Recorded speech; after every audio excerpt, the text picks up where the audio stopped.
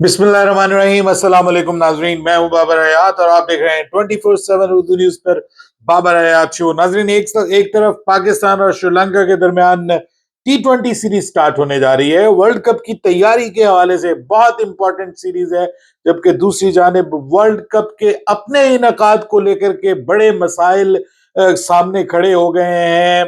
बिल्कुल नए साल के आगाज में ही दुनिया क्रिकेट को बड़े बड़े झटके मिल रहे हैं और उसकी बुनियादी वजह ऑब्वियसली ऑब्वियसली एक ही है और वो है भारत। जी हाँ, भारत में जो कुछ रिसेंटली हुआ है उसके बाद अब दुनिया क्रिकेट को मुश्किलात का सामना है और खास तौर पे T20 वर्ल्ड कप के हवाले से आईसीसी बहुत बड़ी मुश्किल में पड़ गया है। बीसीसीआई को झटके पे झटके लग रहे हैं। इस हवाले से क्या होने जा रही है कंप्लीट सिचुएशन, और बांग्लादेश क्रिकेट बोर्ड के लिए जबरदस्त किस्म की खबर आ रही है आईसीसी से।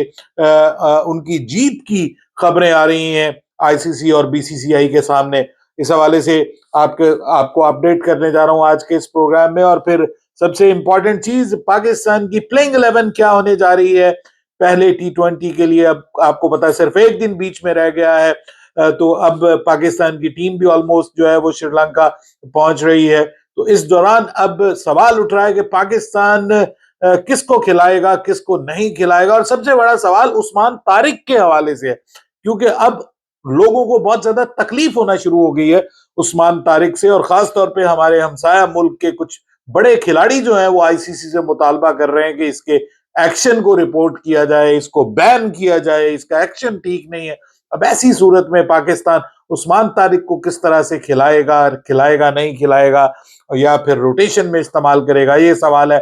शादाब खान की वापसी हुई है, उसको किस तरह से इस्तेमाल किया जाएगा। फिर अब्दुल समद के हवाले से सवाल है, क्या वो खेलेगा या नहीं खेलेगा। और फिर बड़ा सवाल, ख्वाजा नाफे जो है वो भी गए हैं पाकिस्तान के साथ, उनका क्या बनेगा इस स्क्वाड में, प्लेइंग 11 में क्या वो जगह बना पाएंगे। तमाम मौजूआत पर बात करेंगे आज के इस प्रोग्राम में। लेकिन आगे बढ़ने से पहले आपसे गुजारिश कि अगर आप हमारे नए व्यूअर हैं तो प्लीज हमारे इस चैनल को जल्दी से कर लीजिएगा सब्सक्राइब और बेल आइकन को पुश करना मत भूलिएगा। मुझे फॉलो कीजिए इंस्टाग्राम पे @बाबरहयात और हमारे पेज को फेसबुक पे लाइक कर लीजिएगा। तो जनाब, सबसे पहले तो डेजर्ट वाइपर्स ने IL T20 जीत लिया, आपके इल्म में ही होगा। और उसमें पाकिस्तान के खास तौर पे बॉलर्स का फाइनल में बहुत इंपॉर्टेंट रोल रहा। आपको पता है क्वालिफायर जो खेला था उसमें फखर जमान ने बहुत जबरदस्त परफॉर्मेंस दी थी, और जो फिर फाइनल हुआ उसमें पाकिस्तान के बॉलर्स ने बहुत अच्छा परफॉर्म किया। और good news for Pakistan, before T20 world cup के इस तरह की सब कॉन्टिनेंट कंडीशन में खास तौर पे अच्छी खबर यह है कि नसीम शाह जो है वो बॉलिंग फॉर्म रीगेन करते हुए नजर आ रहे हैं, और उन्होंने फाइनल में बहुत आउटस्टैंडिंग बॉलिंग की है। बहुत कम रन्स दे के, आई थिंक 4 ओवर्स में 18 या 19 रन्स टोटल उन्होंने दिए, और उन्होंने 3 इंपॉर्टेंट विकेटें वहां पर हासिल की। मुंबई इंडियंस की टीम को हराया है। जी हाँ, बहुत बड़ा झटका है भारतीय फ्रेंचाइज के लिए। फाइनल हारी है डेजर्ट वाइपर से, और उसमें पाकिस्तान के जो कुछ प्लेयर्स हैं उनकी परफॉर्मेंस बहुत टॉप नॉच रही, और खासतौर पे बॉलर्स में। और फिर उस्मान तारिक पहले मैच में जब उनको क्वालिफायर में मौका मिला तो उन्होंने क्वालिफायर में इंपॉर्टेंट रोल प्ले किया और मुखालिफ टीम को नाको चने चबवाए। और इस मैच में भी उस्मान तारिक जो है वो he is among the wicket. So ये अच्छी खबर है पाकिस्तान के लिए कि पाकिस्तान के ये जो प्लेयर्स हैं, पाकिस्तान के बॉलर्स हैं, पाकिस्तान के बैटर्स हैं, they are coming back in their forms right before T20 world cup. अब ऐसी सूरत में व्यूअर्स, पाकिस्तान तो खैर अब मैदान में उतरने जा रहा है श्रीलंका के खिलाफ। 7 को पाकिस्तान का पहला मैच है इन श्रीलंका, जो पाकिस्तान की टीम वहां पे खेलने जा रही है। लेकिन उससे पहले पाकिस्तान की टीम वहां पर पहुंच चुकी है। अब जो बाकी प्लेयर्स थे, आपको पता है एक ग्रुप प्लेयर्स का पहले चला गया था। अब जो बाकी प्लेयर्स हैं ऑलमोस्ट पाकिस्तान से, वो भी कप्तान सलमान मिर्जा की क़यादत में रवाना हो गए हैं श्रीलंका के लिए। और वहां श्रीलंका पहुंच के ऑब्वियसली एक दिन पाकिस्तान के ये प्लेयर्स जो हैं वो प्रैक्टिस करेंगे। 6 तारीख को पाकिस्तान की प्रैक्टिस है, और फिर 7 को पाकिस्तान को डम्बुला में पहला T20 इंटरनेशनल मैच खेलना है। लेकिन इस दौरान T20 वर्ल्ड कप को लेकर के बड़े मसाइल जनाब खड़े हो गए और अब इंडियन मीडिया ये रिपोर्ट कर रहा है कि बांग्लादेश ने जो पत्ता खेला है, असल में इसके पीछे पाकिस्तान है और पाकिस्तान की गवर्नमेंट है। और गवर्नमेंट टू गवर्नमेंट दोनों मुल्कों के दरमियान ताल्लुकात क्योंकि बहुत अच्छे हैं, तो बांग्लादेश क्रिकेट बोर्ड वही करता है जो पाकिस्तान क्रिकेट बोर्ड कहता है। और मोहसिन नकवी कहते हैं और इवन श्रीलंका को भी वो ये कहते हैं कि भाई श्रीलंका भी पाकिस्तान की मानता है। पहले भारत इस खित्ते में अकेला हो रहा था, अब उनका अपना मीडिया ये कह रहा है, हाई जो कहते हैं ना, हाई वैल्यूएबल जो उनका मीडिया है, बड़े नाम जो है वो ये कह रहे हैं कि भाई अब बीसीसीआई जो है वो भी इस खित्ते में साउथ एशिया में तनाव हो रहा है। सब पैसे के बावजूद, सब इंपॉर्टेंस के बावजूद बीसीसीआई जो है वो तनाव हो रहा है और पाकिस्तान क्रिकेट बोर्ड जो है वो इंपॉर्टेंस हासिल कर रहा है। ये अब मैं नहीं कह रहा, ये खुद भारतीय मीडिया कह रहा है। उसके बाद अब भारतीय मीडिया लेटेस्ट जो अपडेट आई है भारतीय मीडिया से, वहां ये कहा जा रहा है, आपको मैं भारतीय मीडिया का जिक्र इसलिए कर रहा हूं क्योंकि भारत इस वक्त इस T20 वर्ल्ड कप को होस्ट कर रहा है और भारत जो है वो एक बहुत इंपॉर्टेंट स्टेक होल्डर है T20 वर्ल्ड कप को लेकर। जैसा कि बांग्लादेश ने इनकार कर दिया है भारत जाकर खेलने के लिए, तो अब मैंने आपको परसों कल वाली वीडियो में मैंने आपको मुकम्मल बताया था कि क्या क्या पॉसिबिलिटीज, तो उसमें जो सबसे इंपॉर्टेंट पॉसिबिलिटी और जिसके बारे में अब भारतीय मीडिया भी मानने को तैयार हो चुका है कि यही होने जा रहा है, और वो ये है कि बांग्लादेश को जीत हासिल होने जा रही है against BCCI, against Indian government, और आईसीसी को चाहते ना चाहते हुए बांग्लादेश के मैचेस श्रीलंका में शिफ्ट करने पड़ेंगे। ऐसा मानना है भारतीय मीडिया का कि आईसीसी के पास अब कोई और ऑप्शन नहीं है, क्योंकि इंडियन क्रिकेट बोर्ड बांग्लादेश को सिक्योरिटी जो भी कहे, बांग्लादेश अब नहीं आ पाएगा इंडिया, और खुद इंडिया भी यही चाह रहा है कि बांग्लादेश ना आए, क्योंकि उसकी वजह से फिर ये जो T20 वर्ल्ड कप है ये काफी ज्यादा कंट्रोवर्शियल हो जाएगा। कहीं पे कुछ गड़बड़ हो गई, बांग्लादेशी प्लेयर्स के खिलाफ कोई बोतलें चल गई, कुछ इस तरह का कोई मामला हो गया, तो ये बहुत बड़ा मसला बन जाएगा फ्यूचर में इंडिया के लिए। तो इंडियन क्रिकेट बोर्ड को चाहते ना चाहते हुए घुटने टेकने पे मजबूर किया है बांग्लादेश क्रिकेट बोर्ड ने, और इसको कहते हैं अपने मुल्क का वकार, इसको कहते हैं अपने मुल्क के वकार के लिए क्रिकेट को पीछे छोड़ना। ये नहीं है कि झुकना, नहीं, ये बड़ी जबरदस्त चीज मुझे बांग्लादेश की तरफ से देखने को मिली है और इस पे उनको जितना भी अप्रिशिएट किया जाए वो कम है। उन्होंने ये नहीं देखा कि इंडिया से हमारे ताल्लुकात, हमें पैसे कहां से मिलेंगे, हमारा क्रिकेट बोर्ड कहां जाएगा, कुछ नहीं देखा। पाकिस्तान क्रिकेट बोर्ड उनको मुकम्मल सपोर्ट कर रहा है। पाकिस्तान ने अपने सभी प्लेयर्स को एनओसी दिया है। पाकिस्तान के बड़े बड़े नाम वहां पर बांग्लादेश प्रीमियर लीग में मौजूद है और पाकिस्तान क्रिकेट बोर्ड उनको पूरी सपोर्ट कर रहा है हर तरह से, कि ताकि बांग्लादेश क्रिकेट बोर्ड भारत के बगैर अपने कदमों पे खड़ा हो सके। ये मैं आपको बताऊं, ये पूरा वो किया गया है पीछे से। अब बांग्लादेश ने एक और झटका दिया है, एक और तोहफा दिया है इंडिया को, और वो ये झटका दिया है कि आईपीएल की ब्रॉडकास्ट के ऊपर बांग्लादेश के अंदर पाबंदी लगा दी है। मैं मानता हूं कि बहुत बड़ा फर्क नहीं पड़ने वाला आईपीएल को इससे, लेकिन फिर भी एक ऑब्वियसली कुछ ऑप्टिक्स होते हैं, कुछ चीजें होती हैं, कुछ इज्जत एहतराम होता है, और फिर पैसा भी है, जाहिर बात करोड़ों में ही ये राइट्स खरीदे जाते हैं, थोड़े पैसों में खरीदे नहीं जाते। तो भले वो एक लिटिल चंक है, लेकिन पहले आईपीएल जो है वो पाकिस्तान में नहीं दिखाई जा रही, अब आईपीएल बांग्लादेश में नहीं दिखाई जाएगी, तो आईपीएल की अपनी एक वैल्यू और वर्थ जो है उसके ऊपर उसको भी नुकसान पहुंच रहा है। बहरहाल अब होने ये जा रहा है, खबरें यही आ रही हैं कि जो आईसीसी है वो मजबूरन अब बांग्लादेश के मैचेस जो है वो वहां पे भेजेगा, और इस सूरत में भारत से कम 4 लीग मैचेस मजीद जो है वो भारत से चले जाएंगे, और उसमें भारत का मैच, जो बांग्लादेश का मैच अगेंस्ट इंग्लैंड है वो भी चला जाएगा, और एक और बड़ी टीम के खिलाफ जो मैच है वो भी चला जाएगा। तो इसका मतलब ये है कि ये एक बड़ी अपडेट है जी इंडियन क्रिकेट के हवाले से भी। ये बड़ा प्रॉब्लम है इंडियन क्रिकेट को लेकर के, ये उनके लिए मसला बनेगा आगे चल के, क्योंकि एक रस्म जो है वो शुरू कर दी गई है हाइब्रिड मॉडल की, ये मानना है इंडियन मीडिया का। और वो कहते हैं कि पहले आपने इंडिया को हाइब्रिड मॉडल का दिया चैंपियंस ट्रॉफी में, फिर पाकिस्तान आ गया, उसने हाइब्रिड मॉडल मान लिया, अब आप बांग्लादेश को किस मुंह से इनकार करेंगे अगर वो कहते हैं कि हमारी सिक्योरिटी ठीक नहीं है, जिसको वो नहीं मानते कि जी हम बांग्लादेश को कोई प्रॉब्लम नहीं। हालांकि जो जहर बांग्लादेश के खिलाफ वहां पे और बांग्लादेशी प्लेयर्स के खिलाफ उगला जा रहा है और जिस तरह से उनको धमकियां दी जा रही हैं कि हम ये कर देंगे वो कर देंगे, तो उसके बावजूद कौन फिर अपनी टीम वहां पे भेजेगा।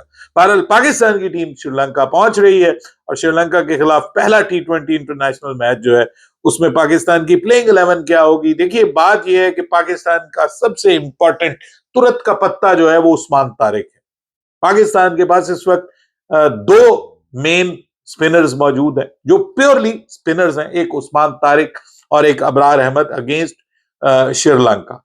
तीसरा आपके पास ऑप्शन मोहम्मद नवाज का है जो fast bowling spin bowling allrounder के तौर पे आपकी टीम का हिस्सा है। फिर आपके पास शादाब खान भी है, आपने उसको भी खिलाना है।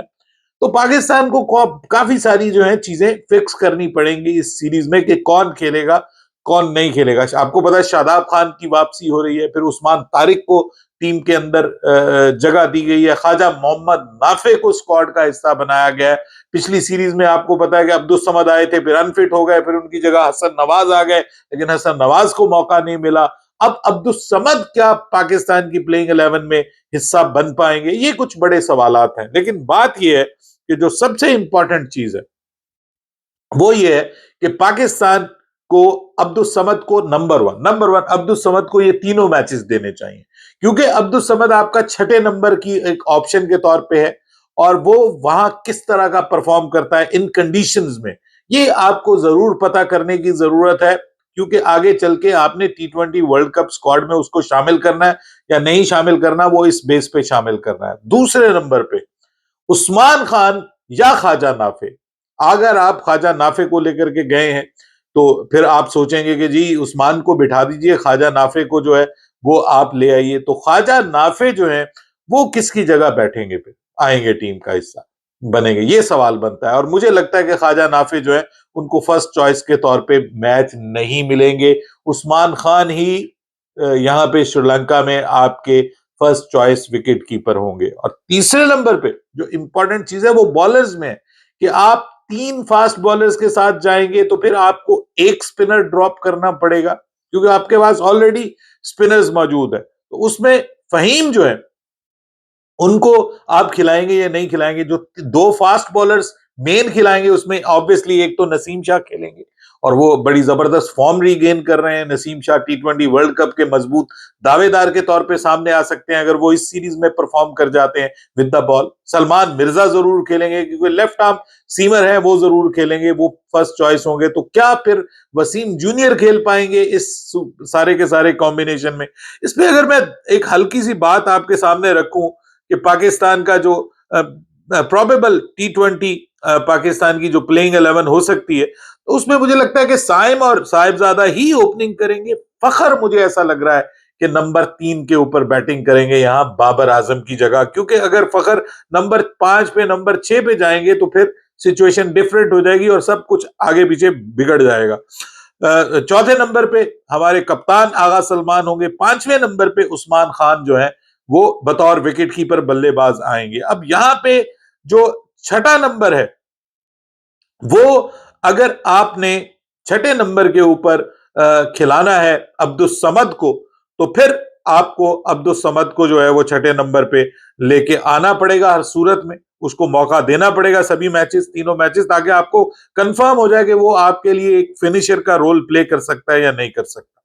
सातवें नंबर पे शादाब खान, आप चाहें ना चाहें, पसंद करें ना पसंद करें, लेकिन वो इस वक्त टीम का हिस्सा है और वो प्लेइंग 11 का हर सूरत में हिस्सा बनेंगे। आठवें नंबर पे मोहम्मद नवाज होंगे, ये भी पाकिस्तान की प्लेइंग 11 का ऑब्वियसली पक्का हिस्सा है हर सूरत में पाकिस्तान का, और ये डेप्थ भी देते हैं पाकिस्तान की बैटिंग को भी और फिर बॉलिंग को भी, और सब कुछ जबरदस्त इनका चल रहा है, फील्डिंग भी बहुत अच्छी करते हैं। उसके बाद फिर आ जाए फास्ट बॉलिंग में, तो 9वें नंबर पे नसीम शाह पाकिस्तान की तरफ से आपको खेलते हुए दिखाई देंगे मेरे ख्याल में, और 10वें नंबर पे सलमान मिर्जा, ये भी हर सूरत में होंगे। इस अगर आप शादाब को खिलाते हैं तो फिर आप फहीम अशरफ को नहीं खिला पाएंगे। कैसे खिला पाएंगे?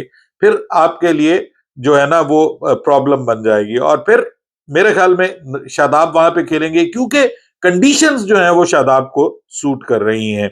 और फिर 11वें नंबर पे अबरार खेलेंगे या उस्मान तारिक। देखिए ये अब एक इंपॉर्टेंट चीज है क्योंकि अगर आप शादाब को खिलाएंगे ना तो फिर अबरार और उस्मान तारिक दोनों नहीं खेल पाएंगे क्योंकि आप सिर्फ एक फास्ट बॉलर के साथ तो वहां जा नहीं सकते।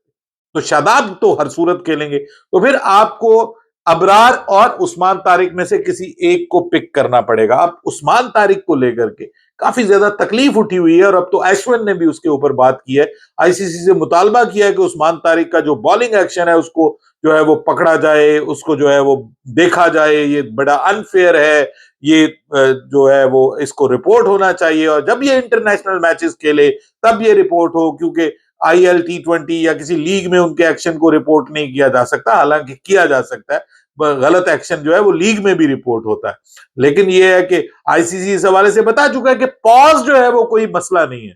पॉज अगर वो उनके एक्शन का हिस्सा है और ऐसा नहीं कि वो जानबूझ के लेते हैं, यानी उनके एक्शन का हिस्सा है, तो फिर कोई प्रॉब्लम नहीं है। मसला वो 15 डिग्री के एंगल का है, अगर वो एंगल उनका ठीक है तो उनके ऊपर पाबंदी नहीं लग सकती। लेकिन अभी से आवाजें उठना शुरू हो गई हैं क्योंकि इंडिया को अपनी मौत दिखाई दे रही है उस्मान तारिक की बॉलिंग में।